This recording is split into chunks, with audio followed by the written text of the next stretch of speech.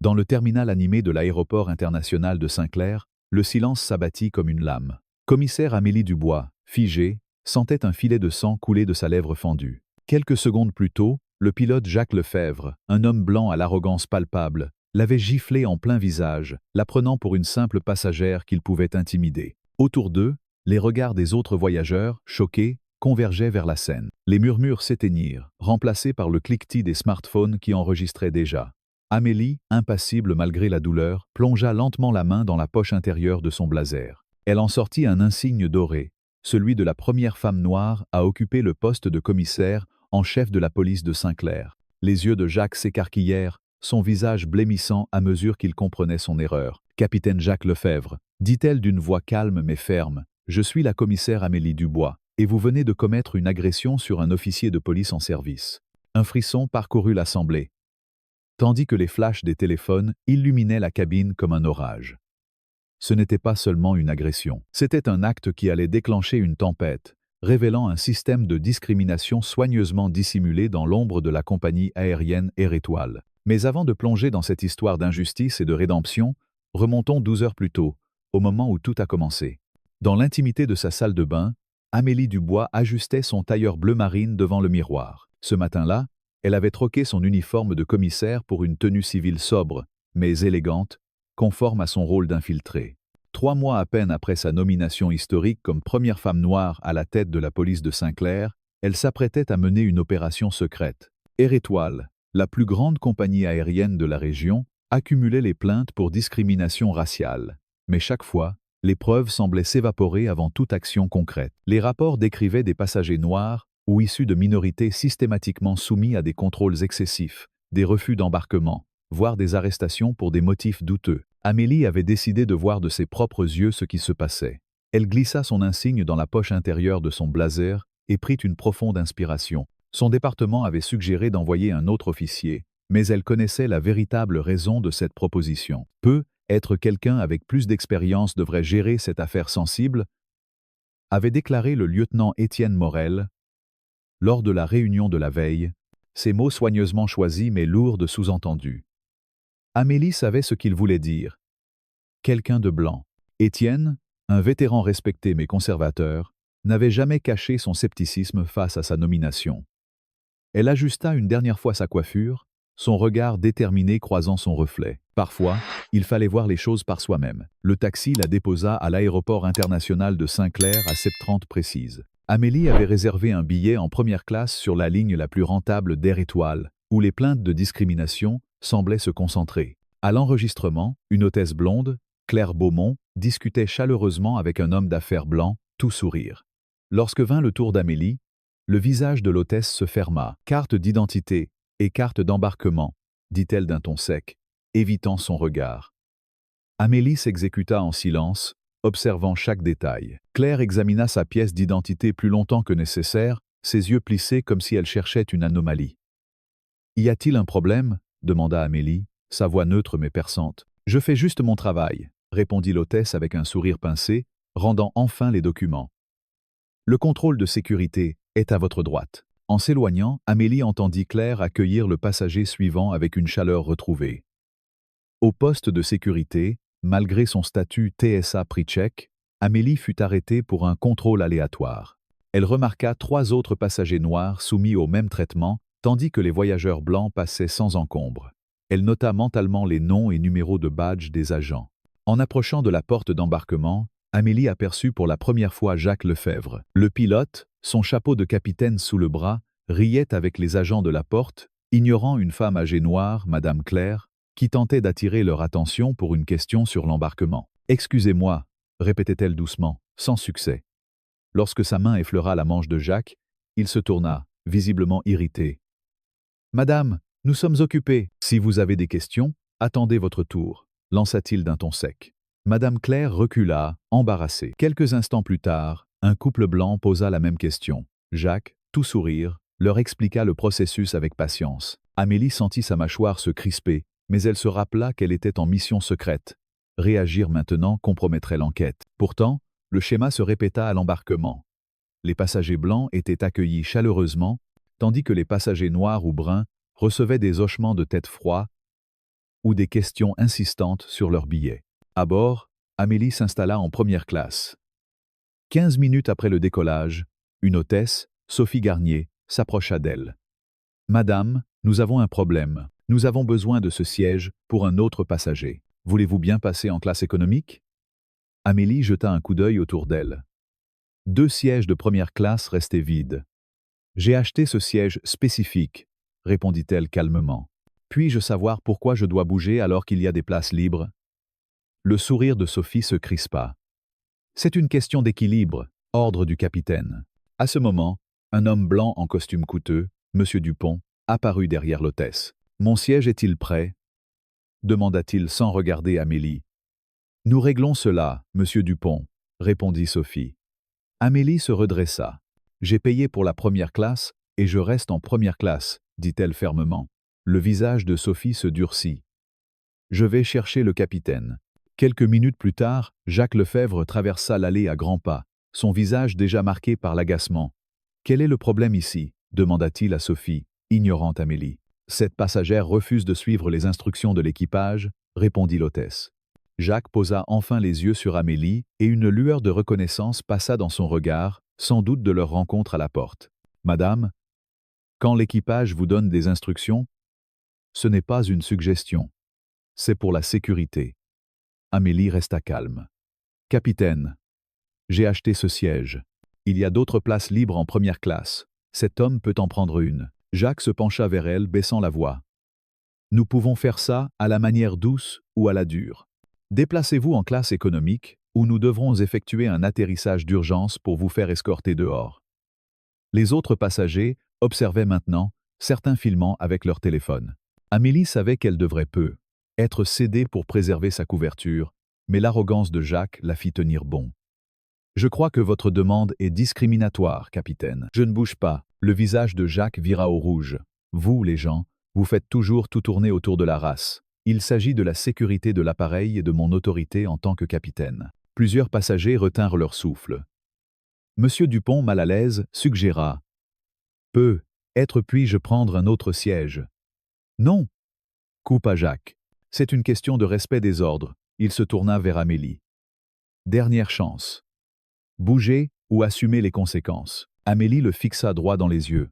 « Votre demande est illégale. Je reste ici. » Ce qui suivit fut si rapide que les témoignages des passagers divergeraient plus tard. La main de Jacques fusa, frappant Amélie au visage avec une force qui fit basculer sa tête sur le côté. Une douleur vive éclata sur sa joue et sa lèvre. La cabine devint silencieuse.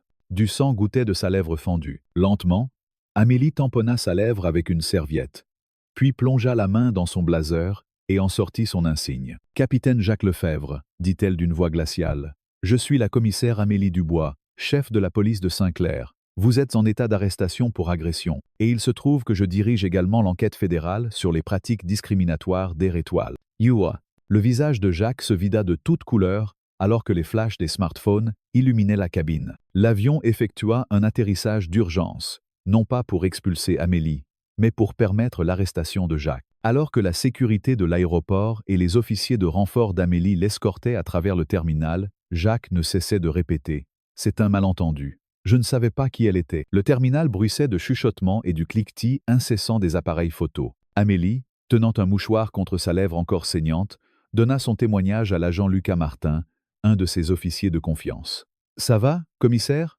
demanda-t-il, inquiet. « J'ai connu pire » répondit-elle, bien que sa joue palpitât douloureusement.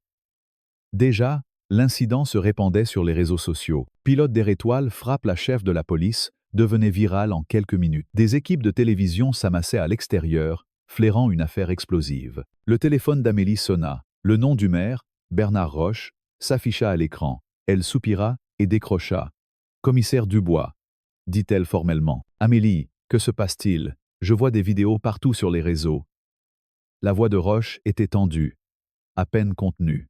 « Je gère la situation, monsieur le maire. Le capitaine Lefebvre m'a agressé pendant mon enquête sous couverture sur Air Étoile. » Un long silence suivit. « Écoutez, Amélie, il faut régler cela discrètement. Air Étoile emploie des milliers de personnes dans notre ville. Nous ne pouvons pas nous permettre un scandale. » Amélie fronça les sourcils. « Monsieur, il m'a frappé devant des dizaines de témoins. ça ne restera pas discret. La voix du maire se fit plus basse. Pensez à l'image de la ville, aux emplois, aux relations communautaires. Quelque chose dans son ton fit tressaillir les instincts d'Amélie. Ce n'était pas seulement une question de relations publiques. Je vous tiendrai informé, monsieur, dit-elle sans s'engager, mettant fin à l'appel. Lucas haussa un sourcil. Le maire veut étouffer l'affaire? Apparemment, répondit Amélie, observant Jacques disparaître dans une salle d'interrogatoire. Finissons de traiter la scène. 2 heures plus tard, après avoir donné sa déclaration officielle et veillé à ce que Jacques soit correctement inculpé, Amélie s'apprêtait à quitter l'aéroport quand son téléphone sonna à nouveau. Un numéro inconnu. Commissaire Dubois, répondit-elle. Commissaire, ici Pierre Beaumont, PDG d'Air Étoile. La voix était suave, maîtrisée, celle d'un homme habitué à gérer les crises. Je tiens à m'excuser personnellement pour le comportement inacceptable du capitaine Lefebvre. Cela ne reflète pas les valeurs de notre compagnie. Amélie serra son téléphone. Monsieur Beaumont, j'apprécie l'appel. Mais c'est désormais une affaire pénale. Bien sûr, dit-il rapidement. Mais peu. Pourrions-nous en discuter en personne? Je souhaiterais offrir une réparation appropriée et entendre vos préoccupations directement. Mon bureau, dans 1 heure? Amélie envisagea de refuser, mais réalisa que cela pourrait lui offrir un aperçu précieux pour son enquête. Joyce Sarai. Le siège d'Air Étoile occupait les 10 derniers étages du plus haut gratte-ciel de Saint-Clair. À son arrivée, Amélie fut conduite directement à un ascenseur express. Le bureau de Pierre Beaumont offrait une vue panoramique sur la ville. L'homme se leva de derrière un bureau imposant, grand, cheveux argentés, avec le bronzage de quelqu'un qui passait ses vacances sur des plages privées. Commissaire Dubois, merci d'être venu. Asseyez-vous, en prie. Puis-je vous offrir quelque chose? Eau, café? De l'eau, s'il vous plaît, répondit Amélie, prenant place tout en maintenant une posture formelle. Une assistante apporta un verre d'eau, avec une rapidité qui suggérait qu'elle attendait juste derrière la porte. Maintenant, dit Beaumont, s'asseyant face à elle, je tiens à exprimer mes excuses les plus sincères pour l'incident d'aujourd'hui. Les actions du capitaine Lefebvre sont inacceptables, et pourtant cohérentes avec de nombreuses plaintes que nous recevons concernant le traitement des passagers minoritaires par Air Étoile, répondit Amélie, prenant une gorgée d'eau. Le sourire de Beaumont vacilla légèrement. Des incidents isolés que nous prenons très au sérieux. Il ouvrit un tiroir et posa un dossier sur le bureau. J'aimerais proposer une indemnisation complète pour vos frais médicaux, votre douleur et une somme généreuse en supplément. En échange, nous demanderions un accord de confidentialité concernant les événements d'aujourd'hui. Amélie ne toucha pas le dossier. Monsieur Beaumont, je ne suis pas ici en tant que victime cherchant une compensation. Je suis ici en tant que chef de la police, enquêtant sur un schéma de violation des droits civils. L'expression de Beaumont se refroidit. Bien sûr, mais nous pouvons certainement résoudre cet incident particulier à l'amiable. En se déplaçant dans son fauteuil, Amélie remarqua une photo encadrée derrière lui, Beaumont sur un terrain de golf, un bras autour du maire Roche, entouré de plusieurs visages familiers du conseil municipal. « Vous semblez proche du maire », observa-t-elle. Beaumont jeta un coup d'œil à la photo. « Bernard et moi siégeons ensemble dans plusieurs conseils communautaires. Il est un fervent défenseur de la croissance économique à Saint-Clair. »« J'en suis sûr, » dit Amélie, se levant. « Monsieur Beaumont, je poursuivrai les poursuites pénales contre le capitaine Lefebvre et une enquête plus large sur les pratiques discriminatoires d'Air Étoile. Je vous suggère de préparer votre équipe juridique. » L'amabilité de Beaumont s'effaça. « Commissaire, je détesterais voir une carrière prometteuse compromise par un excès de zèle. Ces enquêtes ont une manière de trouver des cibles inattendues. » La menace était à peine voilée. « Vraiment ?» répondit Amélie froidement. « Alors, j'ai hâte de voir ce que nous découvrirons. » Elle quitta le bureau sans prendre le dossier, sentant le regard de Beaumont peser dans son dos.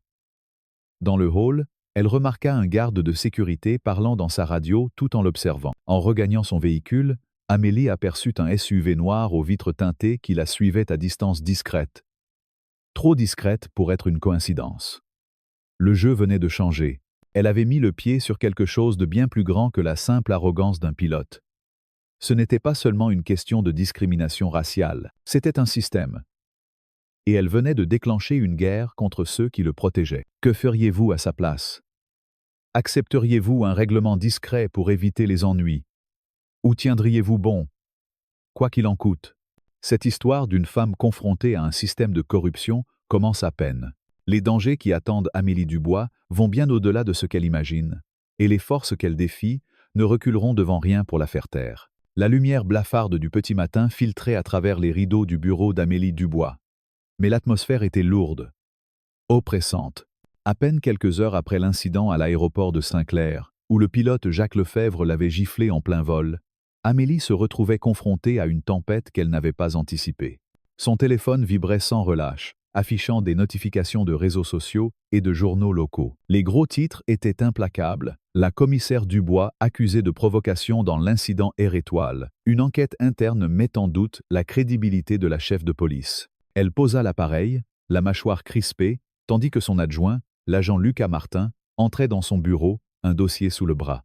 « Commissaire, l'enquête interne a bougé vite, trop vite. » Il déposa le dossier devant elle. « Il vous accuse d'avoir provoqué Lefebvre et d'avoir fabriqué des allégations de discrimination pour des raisons personnelles. » Amélie ouvrit le dossier, révélant des captures d'écran floues de vidéos de surveillance, soigneusement éditées pour la montrer sous un jour agressif, et des déclarations de témoins, hôtesses et passagers, décrivant son comportement comme belligérant. « C'est falsifié, dit-elle, sa voix ferme malgré la colère qui montait. J'étais assise, calme, jusqu'à ce qu'il me frappe. Il y a des vidéos des passagers qui le prouveront. » Lucas hocha la tête, mais son regard trahissait une inquiétude. « Ils savent que les vidéos existent, mais ils prétendent qu'elles sont manipulées. » Et il hésita. « Ils viennent de vous suspendre temporairement, en attendant l'enquête pour inconduite. » Amélie sentit un froid glacial l'envahir. Une suspension, décidée en quelques heures, sans consultation préalable, violait toutes les procédures habituelles. Le document portait la signature du sous-chef de la police, Richard Lefebvre. Le propre cousin de Jacques, une connexion qu'elle n'avait pas vue venir. « Ils ont bougé trop vite pour que ce soit spontané, » murmura-t-elle. Lucas acquiesça. « Quelqu'un a orchestré ça, commissaire. Et je ne suis pas sûr que le département soit de votre côté. » Il n'avait pas tort. En traversant le commissariat pour rejoindre son bureau, Amélie avait remarqué les regards fuyants de ses collègues, les murmures qui s'éteignaient à son passage. Même son assistante, d'ordinaire loquace, s'était contentée d'un hochement de tête nerveux. Elle prit une profonde inspiration. « Lucas, je veux que vous gardiez les yeux ouverts. Quelque chose de plus grand se passe ici. » Alors qu'elle rassemblait ses affaires personnelles, son téléphone sonna à nouveau. Un numéro inconnu. Elle décrocha, méfiante. « Commissaire Dubois. » Une voix féminine, tremblante, se fit entendre. « Commissaire, je m'appelle Camille Laurent. Je suis journaliste indépendante pour La Vérité. J'étais sur votre vol hier et j'ai tout filmé. Ce qu'ils disent de vous dans les médias, ce n'est pas la vérité. » Amélie sentit une lueur d'espoir. « Vous avez toujours la vidéo ? » ?»« Oui. Mais Air Étoile contacte les passagers, offrant de l'argent pour les vidéos ou menaçant de poursuites si elles sont publiées. Je veux vous aider, mais je dois rester discrète. » Amélie nota rapidement un lieu de rendez-vous sécurisé. Un café discret dans le quartier latin de Saint-Clair, loin des regards indiscrets. En chemin, elle repensa à son échange avec Pierre Beaumont, le PDG d'Air Étoile, la veille. Son offre d'indemnisation, son ton mielleux, la photo dans son bureau montrant sa proximité avec le maire Bernard Roche. Tout cela sentait la conspiration. Elle arriva au Café des Arts, un établissement chaleureux, aux murs ornés de peintures locales, où Camille l'attendait, nerveuse, une écharpe enroulée autour du visage. La journaliste, une femme d'une trentaine d'années aux yeux perçants, glissa une clé USB sur la table. « Voici la vidéo intégrale. Elle montre Lefebvre vous frappant sans provocation. Mais il y a plus. » Camille baissa la voix. « J'ai enquêté sur Air Étoile depuis des mois. Une source interne, Julien, un ancien employé, m'a parlé d'un programme appelé Horizon. Il cible les passagers minoritaires pour des arrestations qui finissent dans les centres de détention de Securitas, une filiale de leur maison mère, Groupe Pinacle. » Amélie fronça les sourcils. « Pourquoi? Quel est l'intérêt ?» Camille se pencha en avant. « L'argent. Securitas reçoit des bonus pour chaque détenu grâce à des contrats gouvernementaux. Et il y a des transactions immobilières autour de leur nouvelle prison. C'est un système. » Amélie sentit son pouls s'accélérer. Ce n'était pas juste une question de discrimination raciale dans une compagnie aérienne. C'était une machine à profit construite sur l'injustice. Avant de quitter le café, Amélie reçut un appel urgent de son frère, Malik, un éducateur social qui travaillait avec des jeunes en difficulté. « Amélie, quelqu'un est venu à mon bureau aujourd'hui. Ils n'ont rien dit, mais ils m'ont suivi jusqu'à chez moi. Sa voix tremblait. Ils ont laissé une note sous ma porte. Dites à votre sœur de laisser tomber. Amélie sentit son sang se glacer. Malik va chez maman, tout de suite. Ne reste pas seule. Elle raccrocha, le cœur battant. Il n'attaquait pas seulement sa carrière, mais sa famille.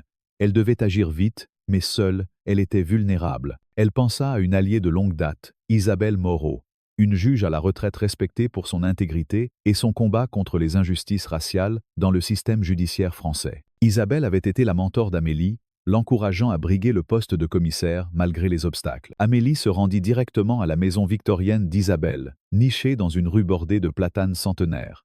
La juge, âgée de 70 ans, ouvrit la porte avant même qu'Amélie ne frappe. « J'ai vu les informations, dit-elle, l'invitant à entrer. Raconte-moi tout, pas la version des médias, la vérité. » Pendant l'heure suivante, Amélie relata l'incident à l'aéroport, la suspension rapide, les accusations fabriquées et la menace contre Malik. Isabelle écouta en silence, son visage s'assombrissant à chaque détail. « Ils ont agi trop vite, dit-elle enfin. Cela suggère deux choses. Ils ont des gens infiltrés dans tout le système.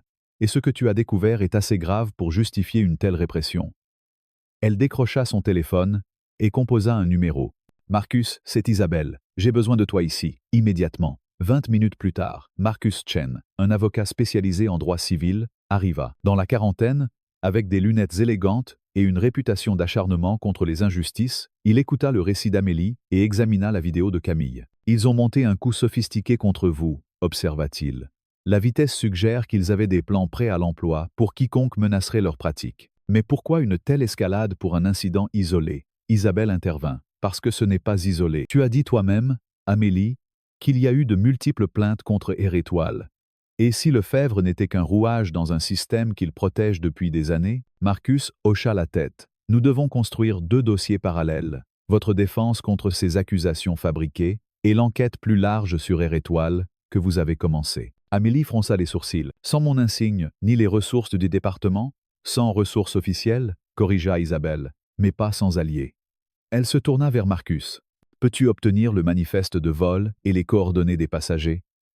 Nous avons besoin de témoignages non contaminés. » « Déjà en cours, » répondit Marcus, tapant rapidement sur son ordinateur portable. « J'ai aussi déposé une demande de préservation de toutes les vidéos de surveillance de l'aéroport et de l'avion. S'ils les détruisent, il y aura des conséquences juridiques. » Le téléphone d'Amélie vibra. Un message de Lucas. « Faut qu'on parle. Lieu sûr. » Elle montra le message aux autres. « Pouvons-nous lui faire confiance ?» demanda Marcus. « Mon instinct dit oui, » répondit Amélie. Il était mal à l'aise avec la suspension. Isabelle trancha. « Fais-le venir ici. Je l'observerai et je me ferai ma propre opinion. » Une heure plus tard, Lucas arriva, accompagné de l'agent Sophie Garnier, l'hôtesse de l'air qui avait assisté à l'incident. Sophie, une femme nerveuse d'une trentaine d'années, semblait hésiter à parler. « Je n'étais pas censée être là, » murmura-t-elle. « Mais après ce que j'ai vu, je ne peux pas rester silencieuse. Ils m'ont poussé à signer une déclaration disant que vous aviez provoqué le capitaine Lefebvre. » Ce n'est pas vrai. Amélie sentit une bouffée d'espoir. « Sophie, votre témoignage pourrait tout changer. Êtes-vous prête à le donner officiellement ?» Sophie hocha la tête, bien que tremblante. « Oui, mais j'ai peur. Air Étoile a des moyens de pression. » Lucas ajouta. « Commissaire, il y a plus. Certains d'entre nous au département pensent que quelque chose cloche. Le sous-chef Lefebvre a convoqué une réunion générale après votre départ. Il a dit que vous fabriquiez des accusations de discrimination pour abuser de votre autorité. Ça ne passe pas pour certains d'entre nous. Une autre agente, Claire Dubois, aucun lien de parenté, une jeune recrue d'origine maghrébine, ajouta. Surtout pour ceux qui ont vécu le genre de discrimination que vous enquêtiez. On a gardé la tête basse, mais là, ils sont allés trop loin. » Pour la première fois depuis l'incident, Amélie sentit une étincelle d'optimisme. « Je dois continuer l'enquête, officieusement. C'est risqué, potentiellement fatal pour nos carrières si nous échouons. » Lucas répondit avec conviction. « Avec tout le respect, commissaire, nos carrières ne vaudront rien si nous laissons faire ça. » Avec la maison d'Isabelle comme base d'opération, leur improbable équipe commença à construire leur dossier. Marcus utilisa ses contacts juridiques pour obtenir les dossiers d'emploi d'Air Étoile, révélant que Jacques Lefebvre avait un historique de plaintes de passagers, toutes étouffées. Sophie, travaillant discrètement pour éviter d'être repérée, accéda aux archives policières, découvrant des incidents à l'aéroport précédemment minimisés ou classés sans suite. Lucas contacta un ancien collègue, Julien, qui avait travaillé dans le département informatique d'Air Étoile. Il m'a parlé du programme Horizon, expliqua Lucas. Il cible des passagers spécifiques, souvent des minorités, pour provoquer des incidents menant à des arrestations. Ces arrestations alimentent les centres de détention de Securitas, qui touchent des primes pour chaque détenu. Vers minuit, un schéma clair émergea. Air Étoile discriminait systématiquement les passagers et employés minoritaires, étouffant les plaintes par des règlements, des intimidations et une complicité apparente de certains fonctionnaires municipaux. Ça va au-delà de la simple inconduite d'entreprise, observa Marcus. La coordination entre Air Étoile, des membres de la police, et peut être le bureau du maire suggère une organisation plus profonde. Isabelle, qui examinait les documents en silence, leva les yeux.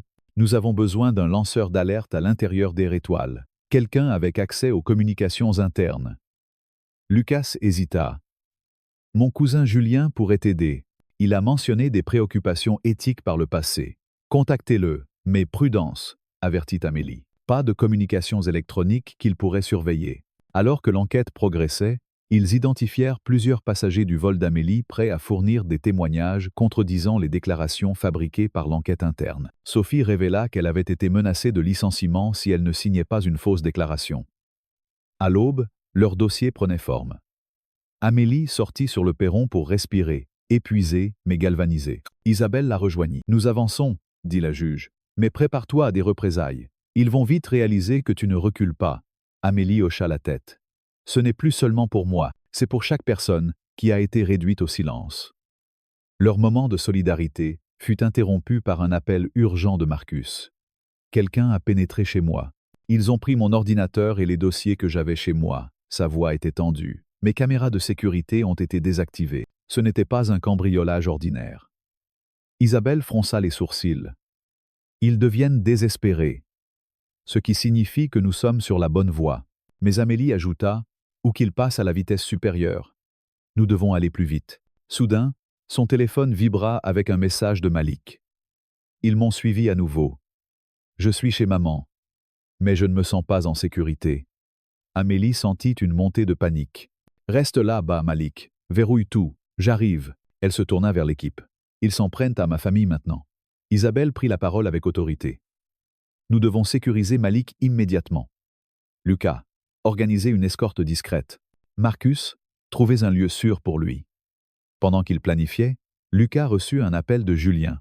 « Il dit qu'il a accès à des mémos internes sur Horizon, » rapporta-t-il. « Il peut les obtenir, mais il a peur. Il veut une garantie de protection. » Marcus répondit, « Je peux lui offrir une protection juridique comme lanceur d'alerte, mais il devra témoigner publiquement. » Amélie acquiesça. « Dites-lui que s'il nous donne ces documents, nous ferons tout pour le protéger. » Quelques heures plus tard, Julien arriva à la maison d'Isabelle, un dossier sous le bras, les traits tirés par la peur. « Ce sont des copies de mémos internes, » expliqua-t-il. Ils décrivent le programme Horizon.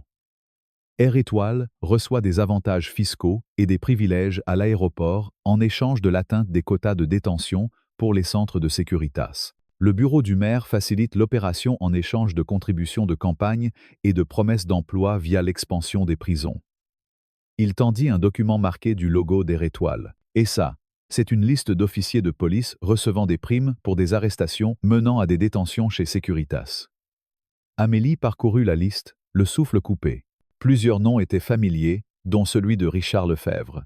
« C'est un système de prison à but lucratif moderne, » murmura Isabelle, dégoûtée. « Ils utilisent le profilage racial pour remplir les prisons et enrichir tout le monde sur le dos des victimes. » Alors qu'ils analysaient les documents, un bruit de moteur attira leur attention. Une berline sombre passa lentement devant la maison pour la 3e fois en 1 heure. « Ils nous surveillent, » observa Sophie. « Ils veulent qu'on sache qu'ils sont là. » Amélie hocha la tête. « Alors montrons-leur que nous n'abandonnons pas. » Mais un nouveau message sur son téléphone la figea. Un numéro inconnu. Elle décrocha, mettant le haut-parleur. « Commissaire Dubois, » dit-elle prudemment. Une voix déformée électroniquement répondit. « Vous auriez dû accepter l'offre de Beaumont. Votre frère est un homme dévoué. Ce serait dommage qu'il disparaisse. » Amélie sentit son sang se glacer. « Touchez à Malik, et je vous traquerai jusqu'au bout. » La voix resta impassible. Vous avez jusqu'à minuit pour abandonner l'enquête et signer une déclaration admettant que vous avez fabriqué les accusations. Sinon, Malik devient une personne disparue, définitivement. » L'appel s'interrompit. Amélie resta immobile, la rage et la peur se mêlant en elle. Ils avaient franchi une ligne rouge. Lucas brisa le silence. « Commissaire, il faut bouger maintenant. » Il s'agenouilla près de la voiture d'Amélie, garée devant la maison, et trouva un petit dispositif noir clignotant sous le châssis. Un traceur GPS. Ils suivent tous vos mouvements. Amélie sentit une lueur d'espoir paradoxale. Cela explique comment ils restent en avance. Mais ça nous donne un avantage. Une idée germa. Nous pouvons utiliser ce traceur pour les tromper. Faire croire que je cherche un règlement pendant que nous poursuivons l'enquête en secret. L'équipe élabora un plan en 2 volets. Officiellement, Amélie semblerait céder à la pression, contactant des avocats connus pour accepter des règlements. En parallèle, ils utiliseraient des téléphones prépayés et des canaux sécurisés pour continuer l'enquête. Lucas et Sophie se chargeraient de sécuriser Malik, tandis que Marcus et Camille chercheraient d'autres preuves dans les archives d'Air Étoile, avec l'aide de Julien. Leur premier coup fut un pari risqué. Accéder à un entrepôt de stockage appartenant à une filiale de Groupe Pinacle. Julien avait fourni des codes d'accès, révélant que l'entrepôt contenait des dossiers compromettants sur les employés et officiers ayant dénoncé des pratiques discriminatoires. Sous le couvert de la nuit, Amélie et Lucas pénétrèrent dans l'entrepôt, utilisant des uniformes d'entretien empruntés. À l'intérieur, ils trouvèrent des boîtes remplies de rapports de surveillance, y compris un dossier sur Amélie elle-même, commencé 2 ans plus tôt lorsqu'elle avait gravi les échelons de la police. Les détails étaient glaçants. Photos de ses trajets, notes sur ses relations personnelles, même des enregistrements de ses conversations avec Malik. « C'est leur assurance », murmura Lucas. « De quoi faire chanter quiconque menace leur système. » Ils copièrent autant de documents que possible avant d'entendre des bruits de pas à l'extérieur. Une patrouille de sécurité. Ils s'échappèrent par une sortie de secours, mais pas avant qu'une alarme ne se déclenche. De retour à la maison d'Isabelle, ils analysèrent les dossiers. Les preuves confirmaient l'existence d'un réseau complexe impliquant Air Étoile, Securitas et des officiels municipaux, avec des paiements aux officiers de police pour faciliter les arrestations. Mais alors qu'ils planifiaient la suite, un appel urgent de Malik changea tout. « Amélie, ils m'ont pris, » dit-il, la voix hachée par la peur. « Ils m'ont attrapé en quittant l'appartement de maman. Ils disent que si tu ne signes pas leur déclaration, je... » La ligne coupa. Amélie sentit le sol se dérober sous ses pieds. Ils avaient enlevé son frère.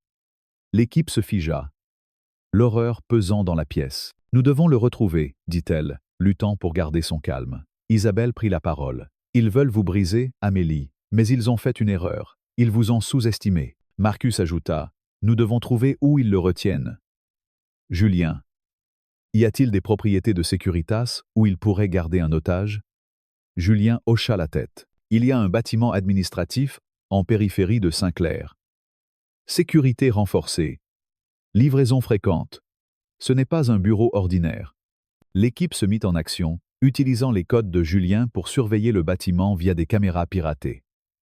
Des images thermiques montraient une présence humaine dans une pièce isolée au 3e étage. « C'est probablement Malik, » dit Lucas. « Mais nous ne pouvons pas entrer sans un plan solide. » Amélie savait qu'un assaut direct était trop risqué. Ils avaient besoin de plus de preuves pour frapper fort et publiquement. Camille proposa une idée audacieuse. « Si nous rendons tout public maintenant, ils ne pourront plus toucher Malik sans conséquence.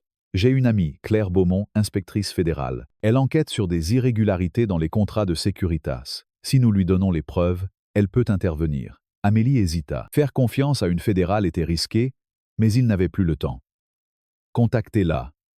Mais nous devons aussi préparer une sortie pour Malik. Alors que la nuit avançait, ils reçurent un courriel anonyme contenant une vidéo de Malik, assis dans une pièce sans fenêtre, lisant une déclaration sous contrainte. « Je suis en sécurité, mais ma sœur doit cesser ses fausses accusations contre Air Étoile. » Un journal du jour prouvait que la vidéo était récente. Amélie sentit la rage monter, mais elle se força à rester concentrée. « Ils veulent que je signe leur déclaration d'ici minuit, » dit-elle. « Si je le fais, ils contrôleront tout. » Isabelle posa une main sur son épaule. « Nous allons le sortir de là, Amélie. Et nous allons exposer leur système. » Alors qu'ils finalisaient un plan pour infiltrer le bâtiment, un bruit de pneus crissant dehors les alerta. Une camionnette noire s'arrêta brusquement devant la maison, et 2 hommes en sortirent, armés. « Ils savent où nous sommes, » murmura Sophie, terrifiée. Amélie prit une décision rapide. Tout le monde, dans la cave. Il y a une sortie de secours. Alors que les hommes forçaient la porte, l'équipe s'échappa par un tunnel souterrain, emportant les preuves essentielles. Derrière eux, la maison d'Isabelle résonnait de bruits de destruction. Leur ennemi était plus proche, plus audacieux, et plus désespéré qu'ils ne l'avaient imaginé. Mais Amélie savait une chose, ils avaient sous-estimé sa détermination. La guerre pour la justice venait de commencer, et elle ne reculerait pas. L'aube se levait sur Saint-Clair, baignant la ville d'une lumière dorée qui contrastait avec la tension qui électrisait l'air. Amélie Dubois, les yeux rougis par une nuit sans sommeil, se tenait dans une salle de réunion improvisée dans un hôtel discret en périphérie de la ville. Autour d'elle, son équipe hétéroclite, l'ancienne juge Isabelle Moreau, l'avocat Marcus Chen, la journaliste Camille Laurent, l'agent Lucas Martin, l'hôtesse Sophie Garnier et l'ancien employé d'Air Étoile Julien étaient penchés sur une table jonchée de documents, de clés USB et d'ordinateurs portables. Les preuves qu'ils avaient rassemblées, vidéos, mémos internes, contrats douteux, formaient un dossier accablant contre Air Étoile, sa maison mère Groupe Pinacle, et leurs complices au sein de la municipalité. Mais la menace qui pesait sur Malik, le frère d'Amélie, enlevé pour la faire taire, rendait chaque minute cruciale. La voix d'Isabelle, ferme et posée, brisa le silence. Nous devons frapper maintenant, avant qu'ils ne détruisent les preuves ou ne fassent du mal à Malik. Une conférence de presse publique, aujourd'hui, à l'hôtel de ville. Amélie hocha la tête. Bien que l'idée d'affronter publiquement un réseau aussi puissant, impliquant le maire Bernard Roche et le PDG d'Air Étoile Pierre Beaumont, lui donnait le vertige. « Ils s'attendent à ce que je cède, dit-elle, serrant les poings. Ils vont découvrir que je ne plie pas. » Le plan était audacieux, presque téméraire. Camille avait contacté Claire Beaumont, l'inspectrice fédérale qui enquêtait sur les irrégularités des contrats de Securitas, la filiale pénitentiaire de Pinacle. Claire, une femme à l'allure stricte mais à l'intégrité irréprochable, avait accepté de recevoir les preuves et d'assister à la conférence de presse. « Si vos preuves tiennent, je peux lancer une enquête fédérale immédiate », avait-elle promis par téléphone sécurisé.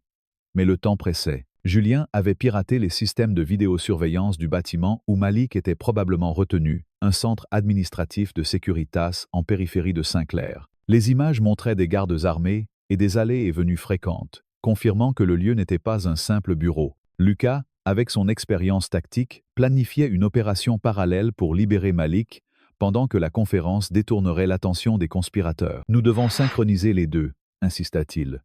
« Si nous exposons leurs crimes publiquement, ils n'oseront pas toucher Malik. Mais s'ils sentent qu'ils perdent le contrôle, ils pourraient… » Il s'arrêta, jetant un regard inquiet à Amélie. Elle compléta la phrase dans sa tête. « Ils pourraient le tuer. » Alors que l'équipe finalisait les détails, un coup inattendu frappa à la porte. Tout le monde se figea. Lucas, main sur son arme, ouvrit prudemment. Une femme, Élise Lefebvre, se tenait là, nerveuse, un sac à main serré contre elle. « Je suis la femme de Jacques Lefebvre, » dit-elle d'une voix tremblante.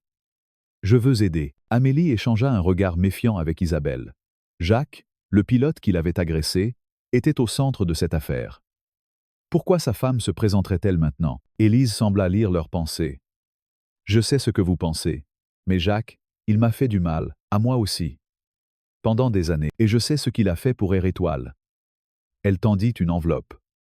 Ce sont des courriels entre Jacques et Pierre Beaumont. Il parle du programme Horizon et de pots de vin versés à des officiers de police, y compris Richard Lefebvre. Marcus examina les documents, ses yeux s'écarquillant. « C'est une mine d'or, » murmura-t-il. « Pourquoi nous donner ça ?» demanda Amélie, toujours sur ses gardes. Élise baissa les yeux. « Parce que je veux être libre de lui, et parce que ce qu'ils font est mal. » Isabelle posa une main sur l'épaule d'Élise. « Vous êtes courageuse.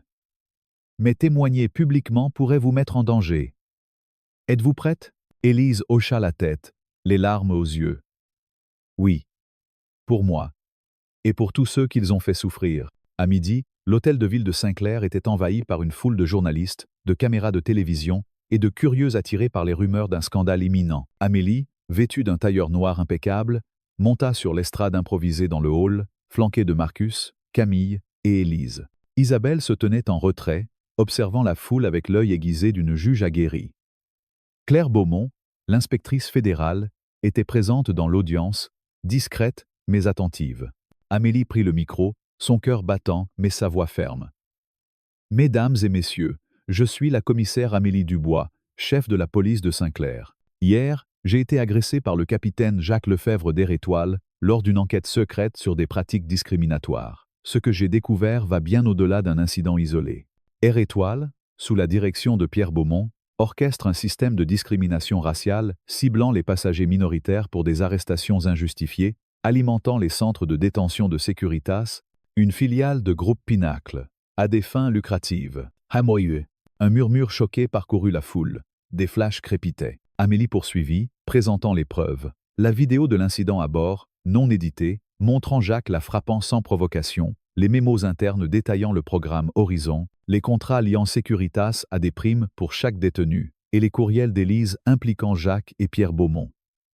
Puis, Élise prit la parole, sa voix tremblante mais résolue. « Mon mari, Jacques Lefebvre, a suivi les ordres de Pierre Beaumont. Ils ont ciblé des innocents pour remplir les prisons et enrichir leurs partenaires. J'ai vu ce qu'ils faisaient, et je ne pouvais plus rester silencieuse. » La foule éclata en murmures. Des journalistes criaient des questions. Mais Amélie leva la main. Ce n'est pas seulement une affaire d'entreprise. Des officiers de police, comme Richard Lefebvre, et des officiels municipaux, y compris des proches du maire Bernard Roche, sont impliqués. Nous avons des preuves de paiement pour faciliter ces arrestations. À ce moment, Pierre Beaumont fit irruption dans le hall, flanqué d'avocats et d'un attaché de presse. « Ces accusations sont scandaleuses et sans fondement », cria-t-il, interrompant Amélie. La commissaire Dubois fabrique ces allégations pour détourner l'attention de son inconduite. Air Étoile est une entreprise respectée, et nous poursuivrons en justice quiconque propage ces mensonges. Mais sa voix tremblait légèrement, et ses avocats semblaient nerveux. Camille, rapide comme l'éclair, projeta sur un écran les mémos internes et les courriels d'Élise, agrandis pour que tous les voient. La foule retint son souffle. Pierre blêmit, cherchant une échappatoire. « Ce sont des fabrications », insista-t-il. Mais sa voix manquait de conviction. Claire Beaumont se leva alors, son badge fédéral bien visible. « Monsieur Beaumont, je suis l'inspectrice fédérale Claire Beaumont. Sur la base de ces preuves, je lance une enquête fédérale immédiate sur Air Étoile et Groupe Pinacle. Je vous suggère de coopérer. » Le chaos éclata. Des journalistes se précipitèrent vers Pierre, qui fut escorté dehors par ses avocats. Tandis que les caméras capturaient chaque instant, Amélie, cependant, n'avait pas le temps de savourer cette victoire. Son téléphone vibra. Un message de Lucas. Malik localisé. 3e étage. Centre, Securitas. Opération en cours. Son cœur s'emballa. Pendant que la conférence détournait l'attention, Lucas et une petite équipe d'officiers loyaux, dont la jeune agente Claire Dubois, avaient infiltré le centre administratif. Grâce au code de Julien, ils avaient désactivé les alarmes principales. Les images des caméras piratées montraient Malik, ligoté mais vivant, dans une pièce surveillée par 2 gardes. Lucas envoya un message codé. « Prêt à entrer. Attends ton signal. » Amélie, toujours sur l'estrade, échangea un regard avec Isabelle. « Vas-y », murmura la juge. Amélie quitta le hall discrètement, montant dans une voiture banalisée conduite par Sophie. En chemin, Amélie reçut un appel de Claire Beaumont. « Commissaire, mes agents fédéraux se dirigent vers le centre de Securitas. Nous avons assez de preuves pour des mandats d'arrêt contre Pierre Beaumont, Richard Lefebvre et plusieurs autres. Mais soyez prudente, ils sont désespérés. » Amélie remercia l'inspectrice, puis envoya le signal à Lucas. « Allez-y. » À l'arrivée au centre, elle vit des éclairs de lumière à l'intérieur. L'équipe de Lucas avait engagé le combat. Elle entra par une porte latérale, arme au poing, son entraînement prenant le dessus. Dans le couloir, elle trouva Lucas et Claire Dubois neutralisant les derniers gardes. Malik était là, pâle mais indemne, dans une pièce verrouillée. « Amélie !» cria-t-il en la voyant. Elle coupa ses liens, le serrant brièvement dans ses bras. « Tu vas bien ?» demanda-t-elle, la voix tremblante. « Maintenant, oui !» répondit-il avec un sourire faible. Mais leur victoire fut de courte durée. Alors qu'ils sortaient, une explosion retentit à l'arrière du bâtiment. « Une diversion !» cria Lucas. Un groupe d'hommes armés, probablement des mercenaires de Securitas, tenta une embuscade. Amélie et son équipe se mirent à couvert, ripostant avec précision. Claire Dubois, malgré son inexpérience, fit preuve d'un courage remarquable, abattant un assaillant qui visait Lucas. Les agents fédéraux de Claire Beaumont arrivèrent juste à temps, arrêtant les derniers attaquants. Malik était en sécurité, mais Amélie savait que le danger persistait. « Ils vont essayer de tout détruire », dit-elle à Lucas. « Nous devons sécuriser les archives avant qu'ils ne les brûlent. » Avec l'aide des fédéraux, ils saisirent des serveurs et des dossiers dans le centre, ajoutant des preuves supplémentaires au dossier. De retour à l'hôtel de ville, la conférence de presse avait pris une ampleur nationale. Les chaînes de télévision diffusaient la vidéo de l'incident en boucle. Et les preuves d'Amélie dominaient les réseaux sociaux. Pierre Beaumont et Richard Lefebvre furent arrêtés dans l'après-midi sous les objectifs des caméras. Le maire Roche, acculé, annonça une enquête interne sur ses liens avec Air Étoile, mais sa carrière semblait compromise. Dans les jours qui suivirent, Amélie fut réintégrée comme chef de la police, sous les applaudissements des officiers loyaux et de la communauté.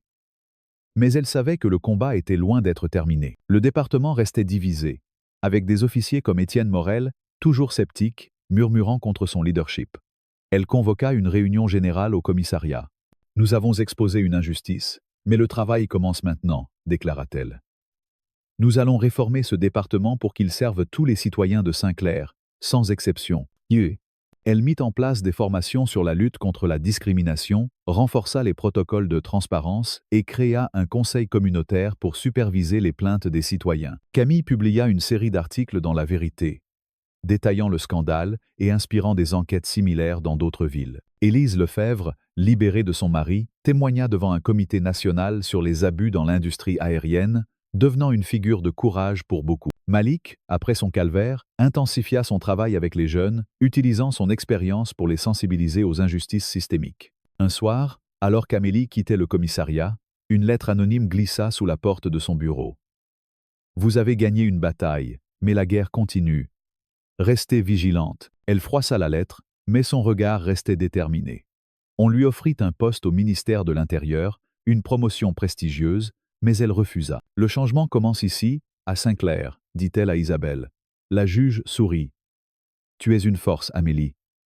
Ils ne savent pas à qui ils ont affaire. » Alors que la ville s'apaisait, Amélie marcha dans les rues animées du quartier latin, où les habitants l'arrêtaient pour la remercier. Une vieille femme, ressemblant à Madame Claire de l'aéroport, lui serra la main. « Vous nous avez donné de l'espoir, commissaire. » Amélie sourit, émue. Elle savait que chaque pas était un combat, mais elle n'était plus seule. Avec son équipe, sa famille et une communauté derrière elle, elle avait allumé une flamme qui ne s'éteindrait pas. Saint-Clair, et peut être la France entière, ne serait plus jamais la même. L'histoire d'Amélie Dubois dans Le Coup inattendu est bien plus qu'un simple récit de lutte contre l'injustice. Elle est une méditation profonde sur le courage, la résilience et la responsabilité collective face aux systèmes oppressifs. En tant que Française, cette histoire résonne particulièrement, car elle reflète les valeurs fondamentales de notre culture. La défense de la liberté, de l'égalité et de la fraternité, souvent proclamée mais parfois difficile à incarner dans la réalité. Le parcours d'Amélie, confrontée à un réseau de corruption et de discrimination, met en lumière une vérité universelle. Le changement commence par une personne prête à défier l'inacceptable, même au prix de sacrifices personnels. Son refus de céder aux pressions, malgré les menaces contre sa famille et sa carrière, incarne l'esprit français de résistance, hérité des grandes luttes historiques, qu'il s'agisse de la Révolution ou des combats pour les droits civils. Ce qui frappe dans cette histoire, c'est la manière dont Amélie transforme sa douleur personnelle, une agression physique et des attaques contre sa réputation, en une quête pour la justice collective. Cela nous enseigne une leçon essentielle. Les injustices, qu'elles soient petites ou systémiques, ne doivent pas être ignorées. En France, où la laïcité et l'égalité sont des piliers, nous sommes parfois tentés de fermer les yeux sur les discriminations subtiles, pensant qu'elles sont des cas isolés. L'histoire d'Amélie nous rappelle que ces cas isolés sont souvent les symptômes d'un problème plus vaste, et qu'il faut du courage pour les confronter. Dans nos vies quotidiennes, cela signifie oser parler, même lorsque c'est inconfortable, que ce soit pour défendre un collègue victime de préjugés ou pour signaler une injustice dans notre communauté. Une autre leçon précieuse est l'importance de la solidarité. Amélie n'a pas agi seule. Elle s'est appuyée sur des alliés comme Isabelle, Marcus, Camille et même Élise, qui a trouvé la force de se libérer de son propre passé douloureux. Cela reflète un aspect profondément ancré dans la culture française. La conviction que le collectif est plus fort que l'individu. Nous pouvons appliquer cela en construisant des réseaux de soutien dans nos propres vies, écouter, encourager et amplifier les voix de ceux qui luttent pour la justice. Enfin, l'histoire nous pousse à réfléchir à notre propre rôle face à l'injustice. Comme Amélie, nous devons nous demander, resterons-nous silencieux par peur, ou agirons-nous pour défendre ce qui est juste? Si cette histoire vous a inspiré, partagez-la avec vos proches pour diffuser son message de courage et de justice. Cliquez sur « J'aime », partagez cette vidéo, abonnez-vous à notre chaîne pour ne pas manquer nos prochains récits et laissez un commentaire pour nous dire ce que cette histoire vous a appris. Ensemble, faisons entendre les voix qui comptent.